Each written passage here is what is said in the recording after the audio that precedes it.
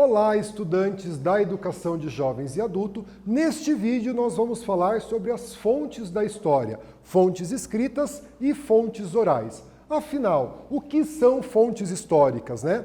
Tudo aquilo que é produzido, que foi produzido pelo homem e que deixa vestígio, ele é digno de análise e ele se constitui uma fonte histórica.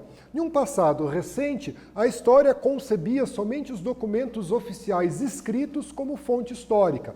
Nós vamos ampliar essa concepção de fonte histórica e pensar que toda ação humana que deixa vestígio é digna de análise. Nesse sentido, você já pensou que o lixo pode ser uma fonte histórica?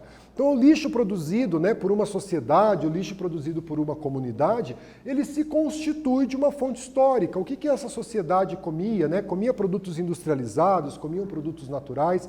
Como que era essa relação da sociedade com o que ela consumia?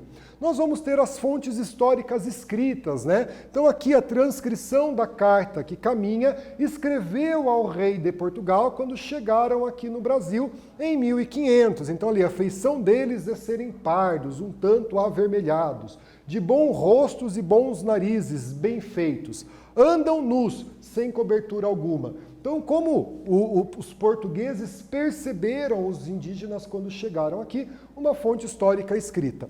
Aqui uma outra fonte histórica escrita, A capa do jornal de agosto de 1954, que noticiou o suicídio de Getúlio Vargas, Presidente cumpriu a palavra, só sairei do catete morto. Então ele traz essas informações, posso a partir dessa capa de um jornal trazer as informações, reconstruir a história desse período. Por que será que Getúlio cometeu suicídio? E eu começo a dialogar com a minha fonte histórica. Ele avisou, só morto sairei do catete. Então alguma coisa estava acontecendo nesse período. Fonte histórica visual, as obras aí do Jean-Baptiste Debré, esse francês que morou alguns anos no Brasil no início do século XIX e retratou cenas do nosso cotidiano, tanto da vida pública como da vida privada. Então essa obra aqui, por volta de 1820, os castigos físicos que os africanos que foram escravizados aqui no Brasil sofriam. Então eu começo a buscar elementos que a obra do Debré me traz. Então assim, a forma do castigo, esses castigos físicos, o capataz, a forma que ele está vestido, a presença de outros negros aqui no fundo, também apanhando, também sofrendo os castigos praticados por outro negro. Então essas relações que aconteciam, eu começo a dialogar com a minha fonte histórica.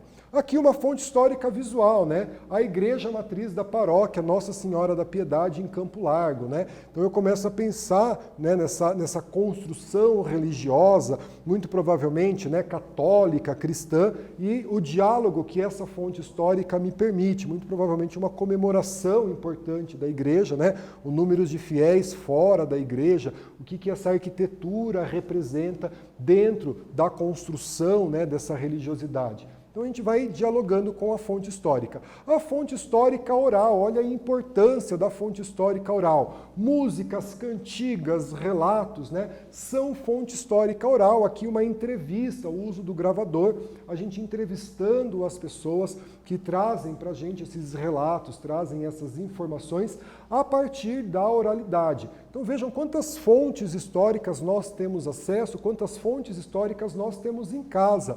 Um exemplo disso, a história da nossa família. Então aí o relato das pessoas mais antigas da nossa família se constitui uma fonte histórica. Nós temos, por exemplo, o Museu do Holocausto, que retrata, ele relembra, ele busca resgatar a história de sobreviventes do Holocausto. Então as pessoas que viveram em campos de concentração, por exemplo, elas já têm uma idade avançada, 80, 90, chegando aos 100 anos, e trazem a sua história. Então a gente tem esse resgate da história da oralidade que você tem na sua família também, essas histórias orais.